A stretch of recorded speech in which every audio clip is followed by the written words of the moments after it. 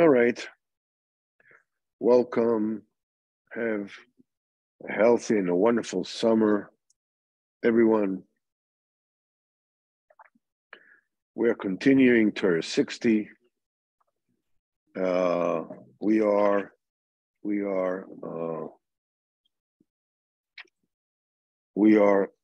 towards the end of paragraph 8, Ches.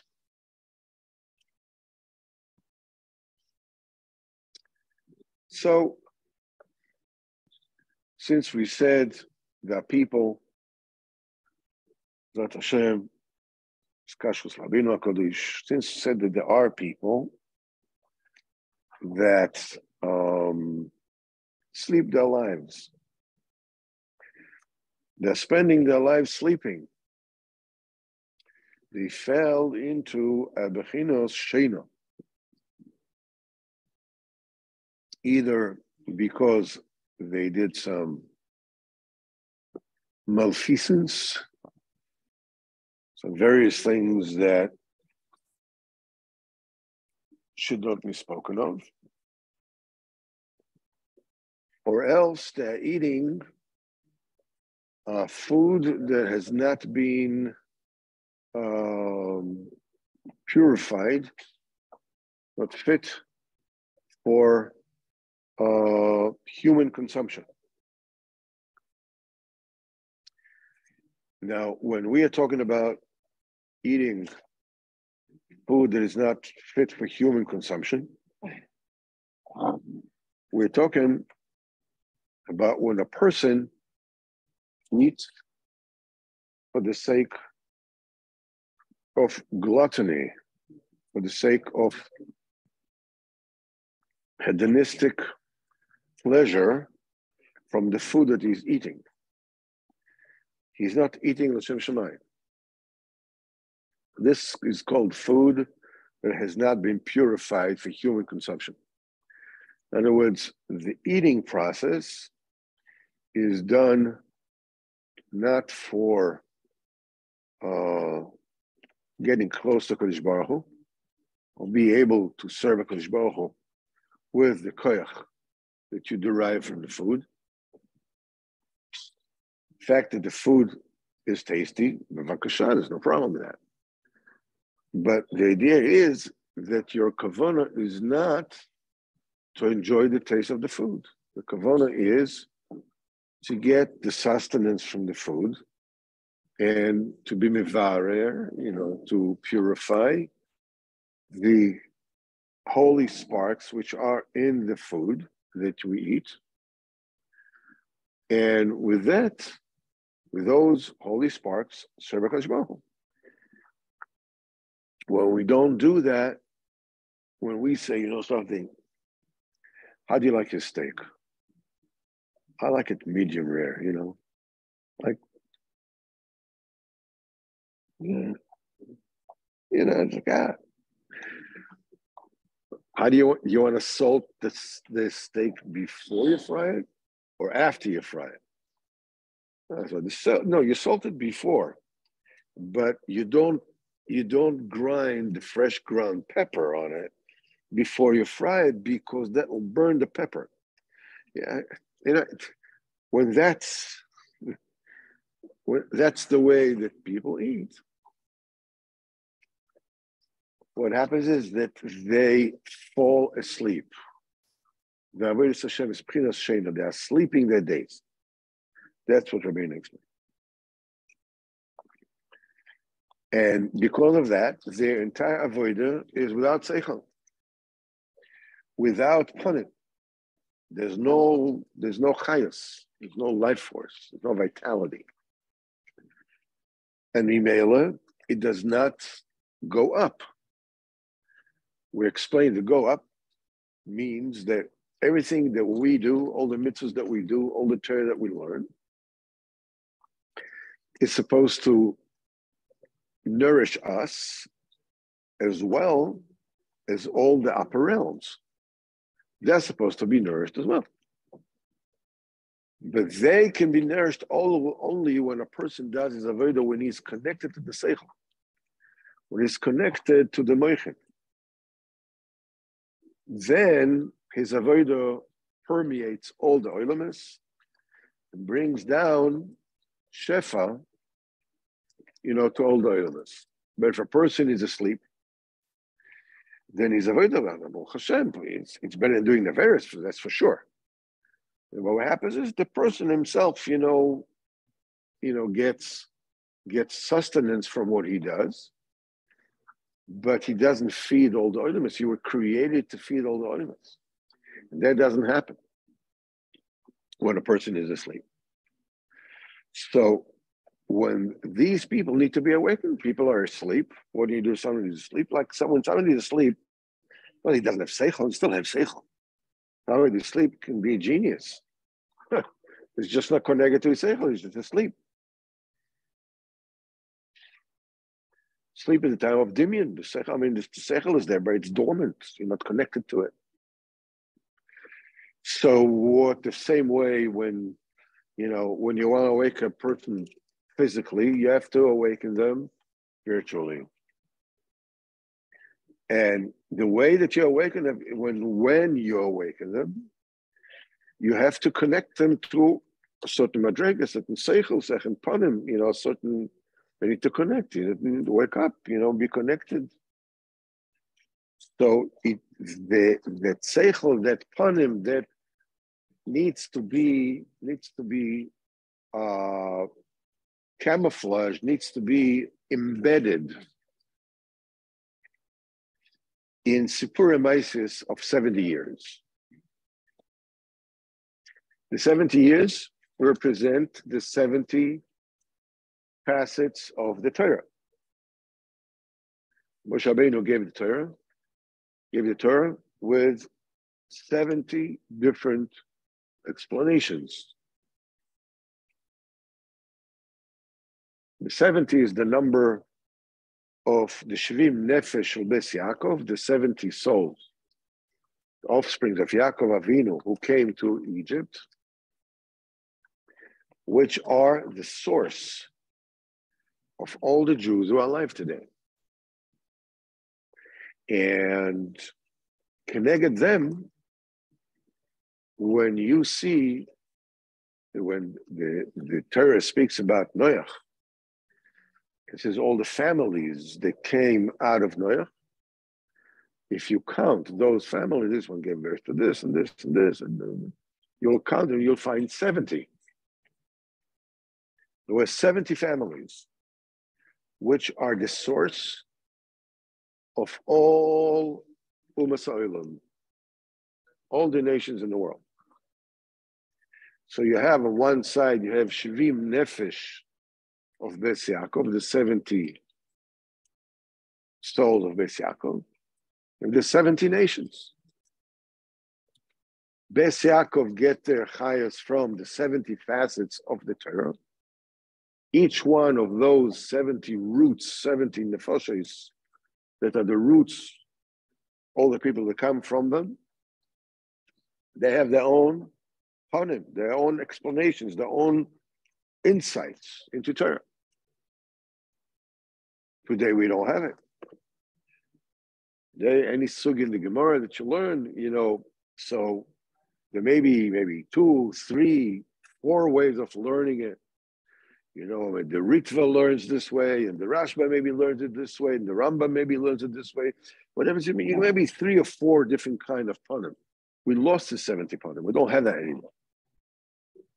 But nevertheless, there are 70 the 70 different ways of explaining the Torah. 70 facets, 70 faces of the Torah. Today, Lamaisa, we maybe have, every sugi of the Gemara, there should be 70 different ways of learning it. When you actually learn Gemara, you learn this. How many ways of learning do you find? Maybe 3, maybe 4, maybe 2. That's all we found. What happened to the other 60-something? We don't have those anymore.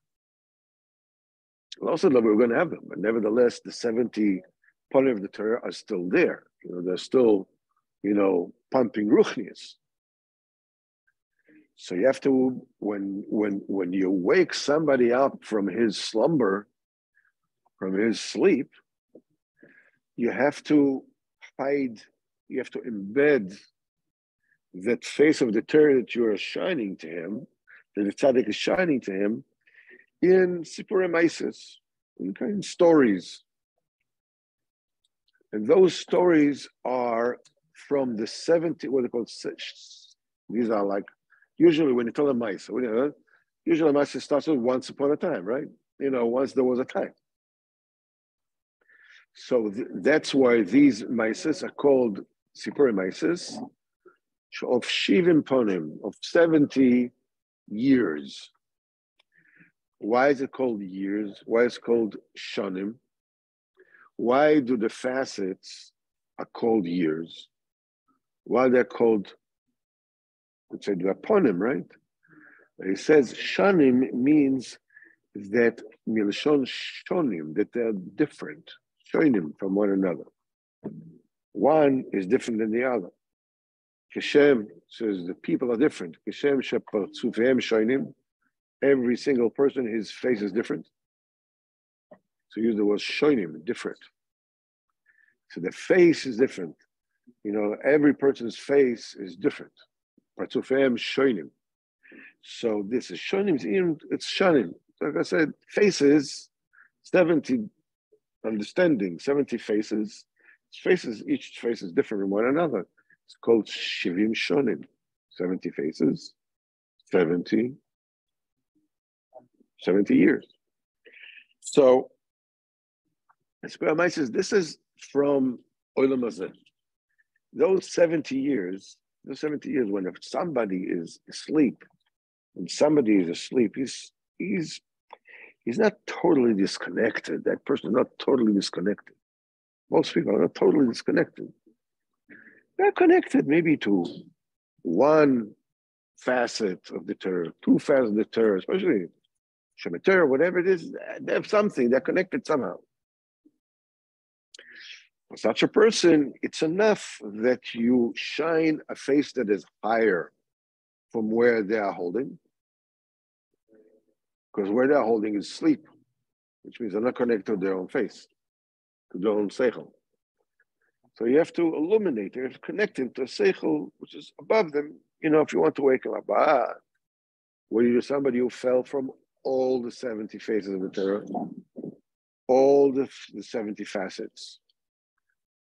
For them, it doesn't help. They're not going to wake up from the Torah that is embedded in stories from 70 years, within 70 years. They need, the Torah that is embedded in Sipurim Maisis, which is beyond time. This is something called Sipurim Maisis, Mishanim Kadmonios, from ancient years, which means this is Pchinas Atik, this is Keser, this is beyond time. Because you hear this said all the time, Yichud Kudsha B'chu Shchintei. What are we talking about? What is Yichud Kudsha B'chu Shchintei? What is it?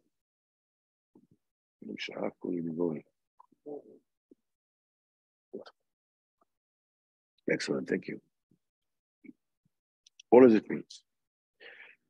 It's one and the same. Kudsha B'chu is one and they're both the same. Kudsha B'chu is a Kadosh Baruch Hu. Yeshkin Kadosh Baruch Hu is also Kadosh Baruch Hu. So what do you mean they have to become one? They have to be made one. What does it mean? The answer is Kadosh Baruch Hu, Kudsha B'chu, is limitless.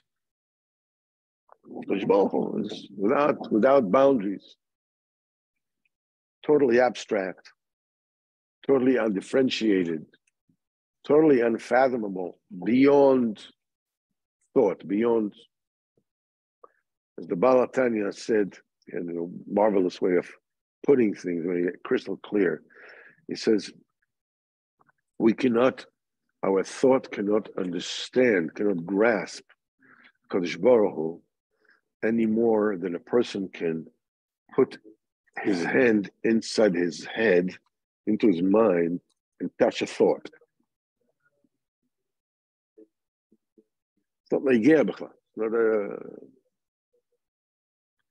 our mind, our thought process vis-a-vis HaKadosh Baruch Hu is as physical as a physical hand trying to touch a spiritual thought. It's not shachmachon, it's a joke.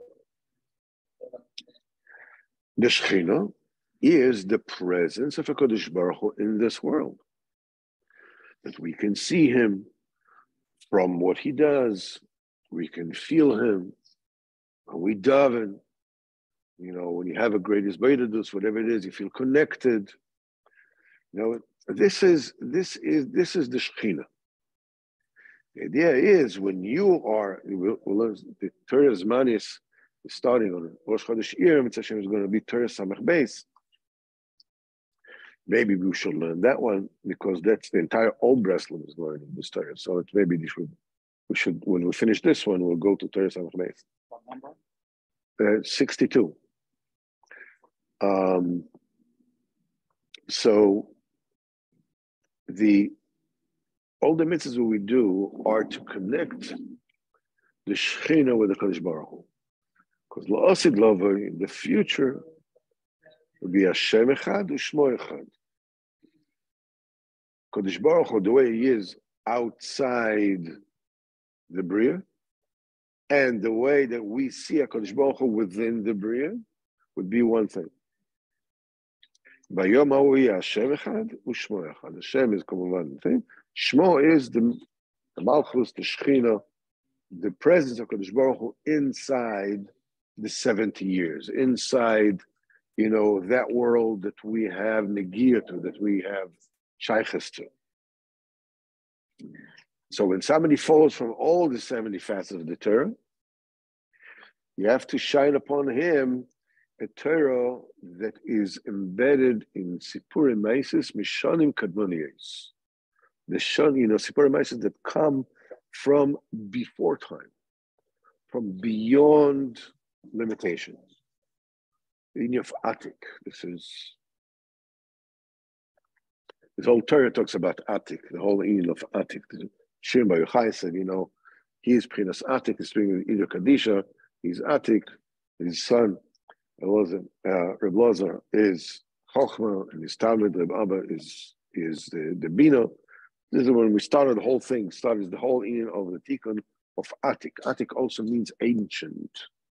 It means disassociated. It also means ancient. Something is antique, antique.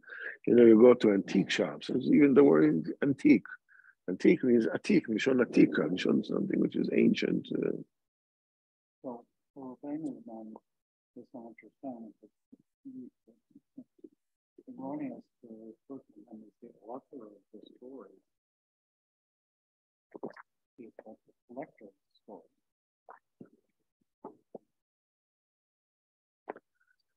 You're asking a very good question, and I haven't got an answer.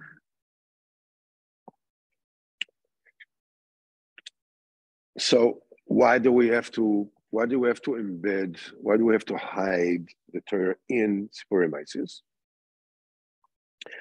So we said that there are reasons why we need to do this. Because when a person is asleep, it's not just something which is divorced from any other reality.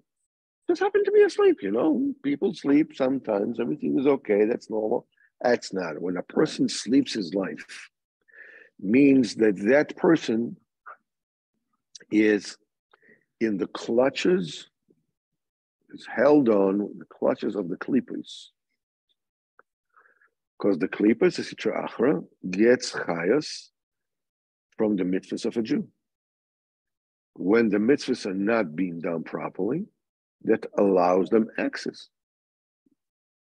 In the hospital, everything has to be sterilized. Operation room, everything to be clean. Why? You just leave a little crack for the bugs to come in. They come in. They get their chayas from flesh, from this, from that. This is how they live. The klippos is the same thing. They get the chayas from the kedusha. They are looking for the cracks. They don't want to leech on. They'll latch on and leech. They get the highest from the what? From the kedusha.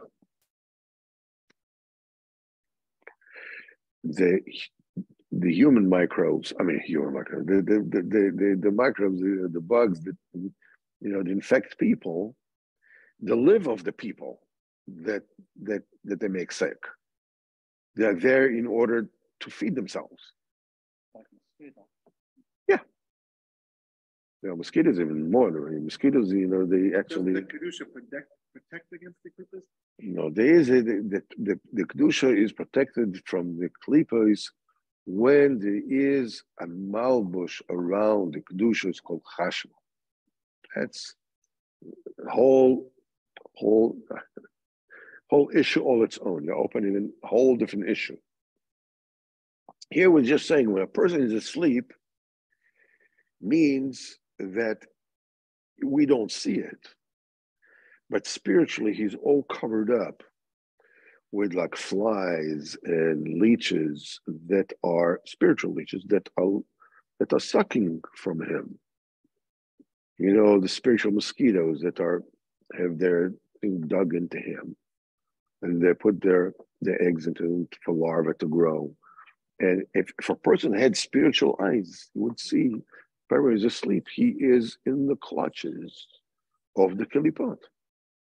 Horrible sight. So especially when you want to wake somebody up spiritually, what you need to do, you need to hide the panim, the kedusha, the seichel. Why? Rabbeinu says that it has to be, first of all, the first reason is when you show somebody who has been in the dark for a long time, when you show him light, it can blind them. So it has to be camouflaged, it has to be subdued. That's the first reason. Second reason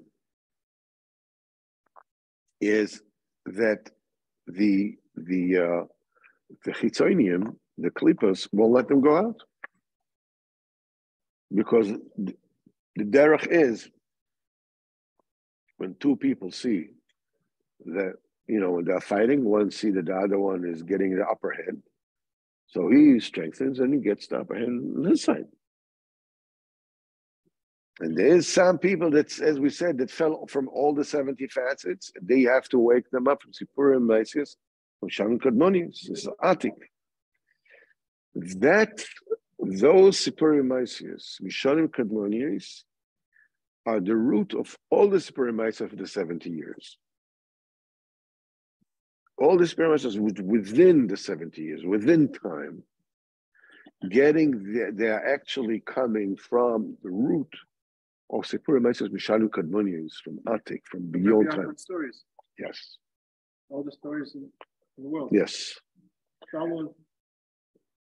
Yeah. By the way, you should know that fact that I'm going to tell you now, and 14 shekels will get you coffee to go by an aroma. In other words, it's not a fact that needs to be known, but nevertheless, it is a fact. Rabbeinu, the Sipurim Maisius of Rabbeinu, were the major influence on the literary work of one Franz Kafka. Franz Kafka is a Jewish author that wrote very morose and very depressed stories in the beginning of the 20th century. And Franz Kafka is considered the father of all modern literature. How do we know this? Every university teaches you that. He talked about it. What? He read Rabbi Nachman's stories? Oh yeah, he speaks about it. He wrote about it. He's religious? Nope.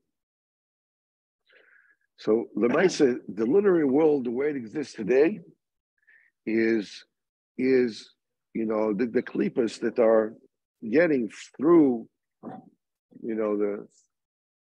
it's not the first time in history that it happened. And the first time it actually happened so directly, because before Sipur Master's Rabbeinu, there has never existed, what you would call Jewish fiction. It didn't exist. Either it's Master the Gemara, right? Either it is a Divrei Yomim, the history of Am Yisrael, all the Agadah, the Gemara, but there's no fiction, there's no stories. Let's open up a storybook and read it.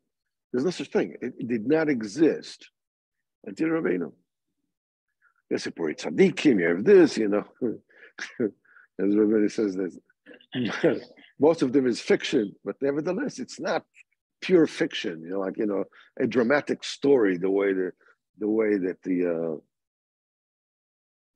modern stories are all based on Rabbeinu, and it's not the first time that it happened. Because, that such a thing happened because during the 15th, 16th century, when there was a great influx of Kedusha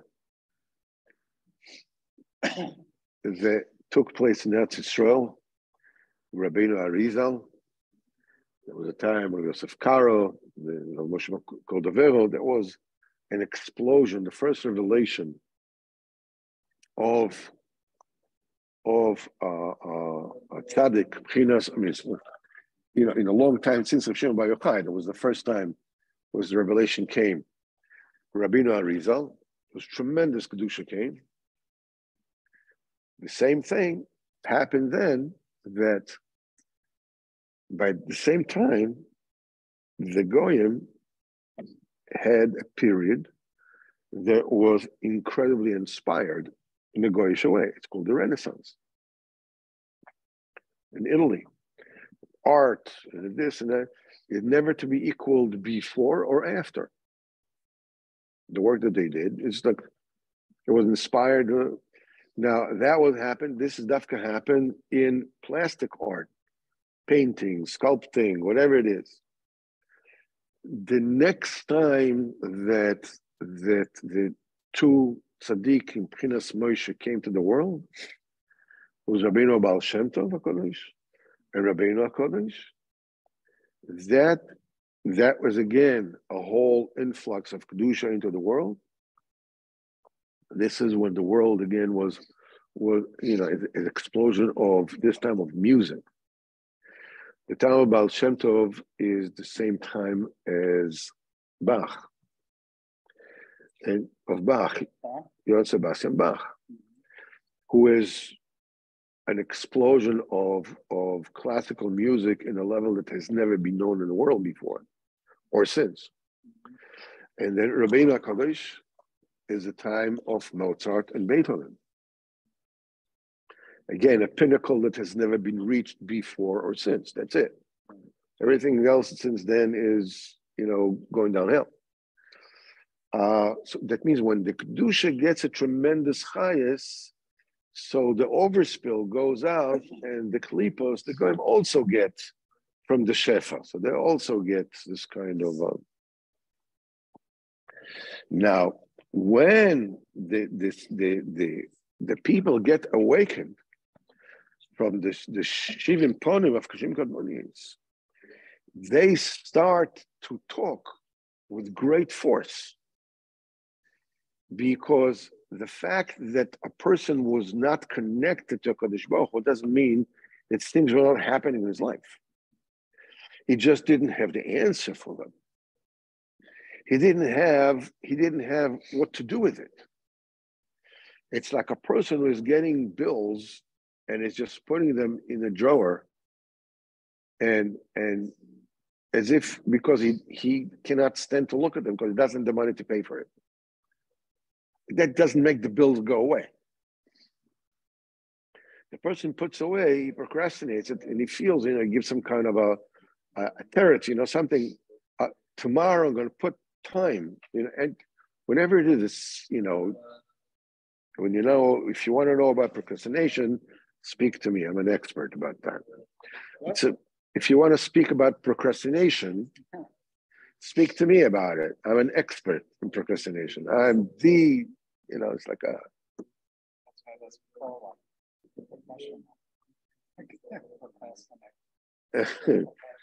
So the thing is that the way that people procrastinate is that they make a certain promise to themselves. Tomorrow I'm sitting down, I'm making a list of all the things that I need to do. Because now I don't have to do it. This is how procrastinators do, how they are able to sort of like get a menuchas nefesh. You make a certain vague promise to yourself that you're going to get to it. So the pressure is off. I took care of it. I made a plan for tomorrow, right? Or for next week, what now? But the pressure doesn't go away. It builds up. And when a person is actually working up, when a person is, it could be also financially. It can also be in a relationship. It can be in a lot of different, in health. It can be a lot of different things that people just let it go because it's not comfortable, because it's not pleasant to deal with, because it's easier to appease and to, and to bribe and to whatever it is and just get the noise quietened down. But it gets to a certain point, it all explodes. There's no longer a place to contain all the pressure, all the issues. So people break down and either they go bankrupt or they get divorced or whatever is happening. That when people don't deal with or they get sick. Yeah. What's the reason? When people don't take care of things and need to take care of when they need to be taken care of, the way they need to take care of. So, as they say, anybody who doesn't learn from his mistake is bound to repeat them, right? A person needs to. The thing is that I can tell you, about myself. I mean, it's not something I'm very proud of, but nevertheless, being honest with one another, I went through bankruptcy. And I can tell you that it took a long time. To get out of it. But I can tell you flat out, I wish it would have happened to me when I was 17. It would have saved me so much trouble. I can say financially, it's the best thing ever happened to me. Financially. Why? Because for once and for all, it was knocked into my thick skull that I have to take care of it now. I have to.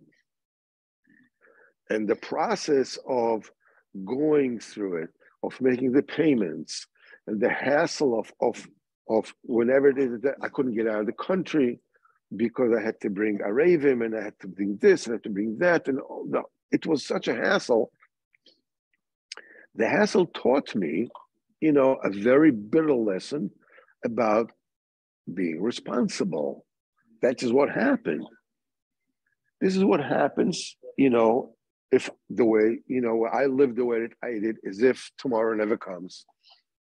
Somehow it's going to be okay. Rabbeinu calls it bitocha l'sitra acha. Rabbeinu calls it. Shem yazo. What you'll drink poison and it will harm you.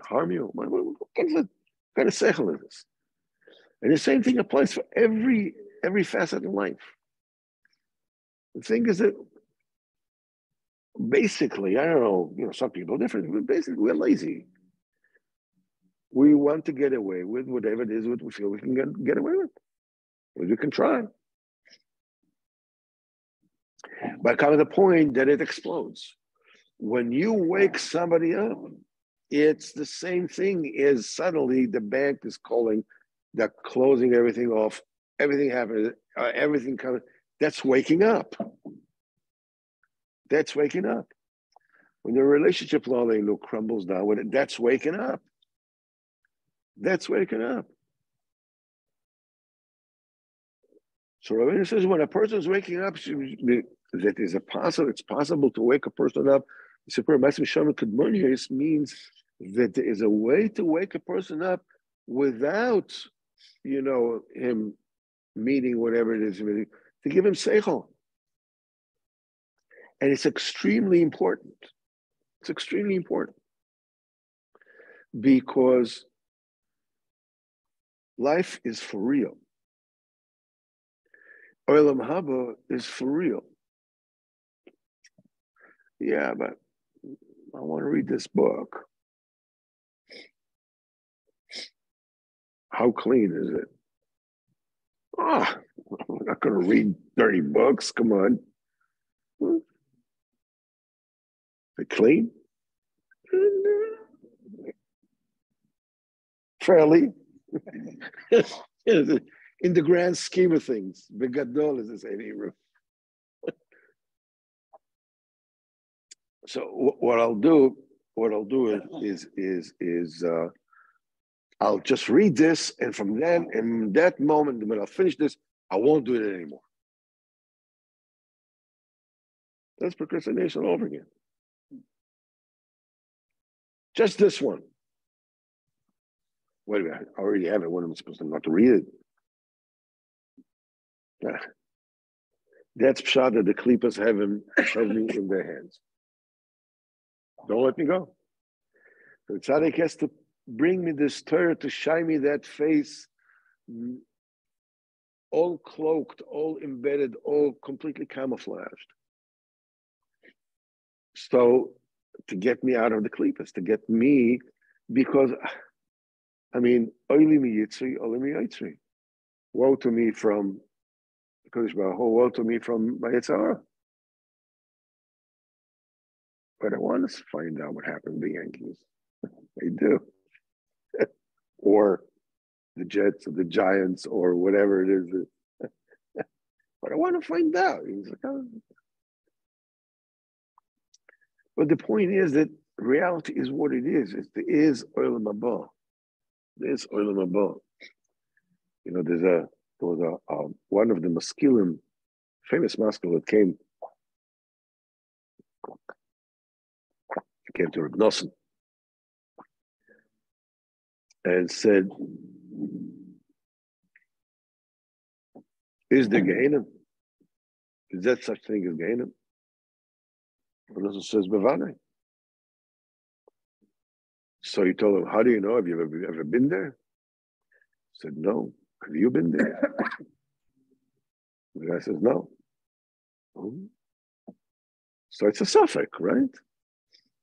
It's a no. Maybe yes, maybe not, right? So he says, 15 minutes before I'm going to leave this world, Nosson told him, I know that I kept Shabbos. I ate kosher. I stayed away from arayas. I learned Torah. I tried the best I could. I davened, I learned, whatever it is they can. I'm ready for whatever is going to come. It's a suffix, remember. I cannot tell you that there is, and you cannot tell me that there isn't. 50-50 at least, right? He said, the truth is that Gehenna is already in this world. In this world is already Gehenna. When a person doesn't live according to Torah, his life is Gehenna. But forget about that. He says, but he told him, 15 minutes before you're going to pass away, you know that you're going to die. You will know that. You will know that. All other things being equal, somebody shooting or whatever, you will know that. And you know that all your life, you didn't eat kosher, you didn't keep Shabbos, you didn't do any of those things. What are you going to do? No, there's Gehenna. And that person said that he has never had the Yirah Tshuva so strong as he had the moment The Reb Nosson told him that.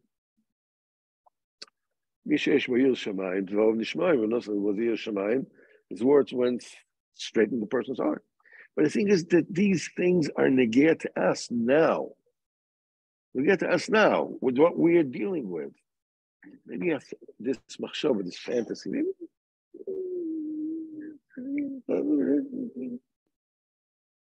You know, I'm not saying I'm not doing anything. I'm not saying anything. Yeah, that's my own. It's just my.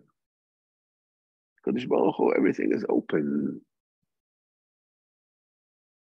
Rabbeinu says from machshava, from a hero, it makes a real reality. A reality in Shaddai. There's din v'cheshbon to everything. And it's a tremendous struggle. It's not an easy thing, you know. Should I, shouldn't I? Should I do, shouldn't I do? What are we going to do with this? So when a person is waking up, the words, the dibur comes out with tremendous strength. All this pent up frustration, fears, pressures just explode out.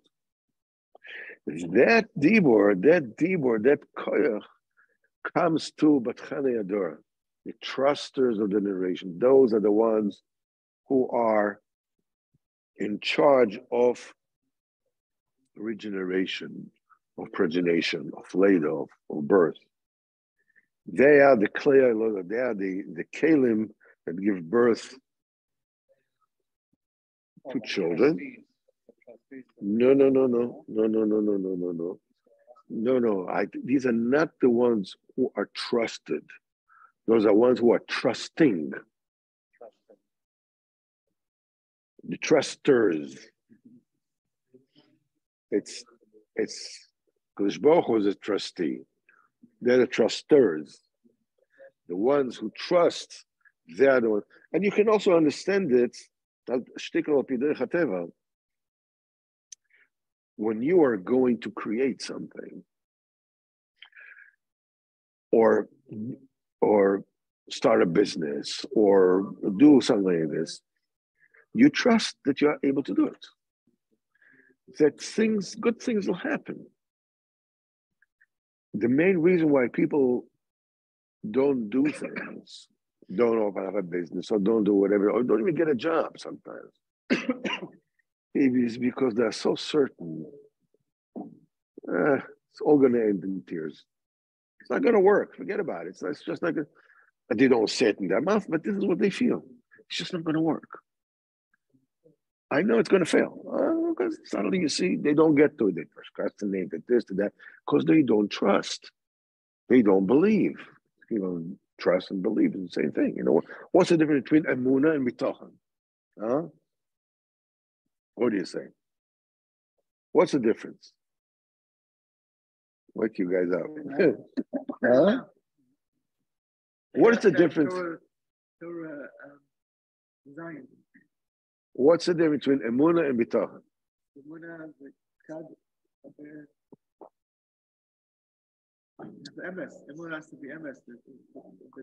I'm asking you a simple question. You have to have emunah, you have to have bitachon. What's the difference between the two? I'm asking you the question now. Don't send me to Torah Zion. They give you the answer. Forget, I'm asking you now what the answer is. Mysterious. It's not mysterious. But, it's very simple. No, it's very simple.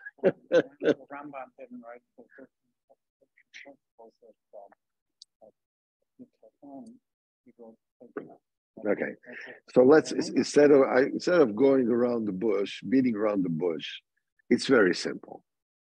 Emunah is the theoretical part. Bitachon is when this is applied. Applied emunah is bitachon. Emunah is in theory. Bitachon means you're acting on it. You live it. That's bitachon. You don't work on Shabbos. That's bitachon. It's applied emunah.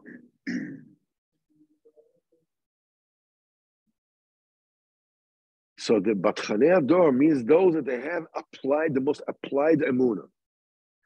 And we already said somebody who has applied emunah starts a business, right? Because he has emunah that he was going to succeed. And this emunah is not just in his head, I'm going to succeed, I'm going to be so rich, it's going to be so beautiful. Just go ahead and he does it. He applies his emunah. So this is just al piderech hateva. I just want to show you how Batchonei, the trusters, those who have the trust, those who have the bitochen. In other words, they have applied emunah. They are the progenitors. They're clear loader. That's the tools that give birth, spiritually, physically, everything. That is the source of everything. So basically, that would imply that if you foster emunah within yourself, but not the token, it basically is almost like being philosophical. Right. But the truth be told, like everything that we are learning, it's not an all or nothing situation. Mm-hmm. I mean, you can say a person has a weak bitochen, but he's a Shomer Shabbos. Shmir Shabbos means bitochen. Keeping Yom Tov means bitochen. Making aliyah for sure. This is applied bitochen. There are countless levels of bitochen, of course. But nevertheless, it's not like an all or nothing kind of thing. But nevertheless, something that you work on.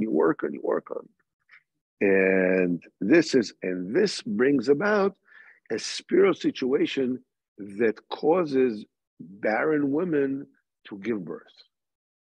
When barren women give birth, the dibur comes out, great strength, great yira. Barren women, we learned that when they give birth, this great yira comes into the world. Sarah Imenu, when she was nifkad, Rosh Hashanah, Din, Yom Adin. What happens is this becomes the yira, and the yira brings about zoken. Zoken brings about the person is whitening his days in kedusha every single day. That brings about there's a tool for the ashiras to come into the wealth, the spiritual wealth to come in, and the person is able to see the Torah, to learn through the Torah, the omek, the depth. Yep. That is fostering the emunah, and the application of what Lena gives us, the application that we make in life, then is the token, meaning that we That's right. What he teaches us is true. Right. Somebody's looking for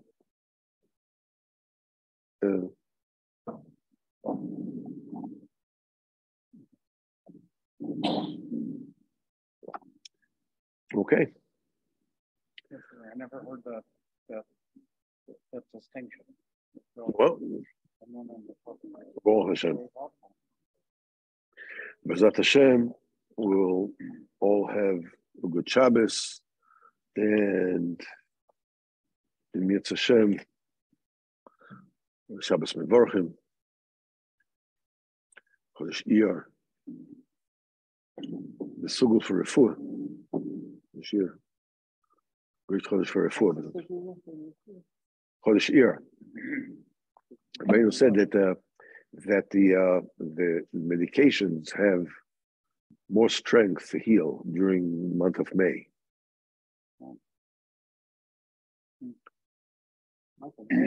Month of May. Rabbeinu says May. Not because I May. Not yet. Some year and May are overlapping. Pinchas Koritzer said that if it rains during the sphere, especially during Chodesh Iyar, he says, get your head wet, open up your mouth, and let the rain come in. He says it's great segula for refuah. So this he said the sphere, especially ear is a shetevis aniya shelafecha. It's shetevis. So it was a funny as I'm sure I told you before at least once. I went in a taxi with a guy, very nice guy, from one of the taxi companies over here. Nice, simple person, whatever it is. And so it was raining. It was so I told him, do this. So he tells me, that's primitive. So I said to him, don't say that. That the sun, the rays of the sun, it just comes, it shines. It comes in different angles. The beginning of the winter, the end of the winter, and it influences the electrical properties, of the ions in the air, and it influences how the actual rain is going to be formed. And that's why, like, the end of the winter, the last rains of the winter are, as it were, it's the last call for all the seeds that have not grown. It's like, so the rain is, as it were, is more sharp, more, it's just like a last chance kind of thing. It's not going to grow. So that rain has, this property, it's a very strong medicinal property. So the guy tells me, that makes sense. So I told him, look at you. The first thing I told you was the Rapichas Koritzer, one of the greatest tzaddikim of all time. The second explanation I just gave you, I just made it up. That makes sense to you. I just made it up. But the thing is that if you just put it in a way that is believable, people will believe anything. Without Hashem, let's have a good Shabbos. Without Hashem, Shmini, a gewaltige. Kol Tov. Yeah.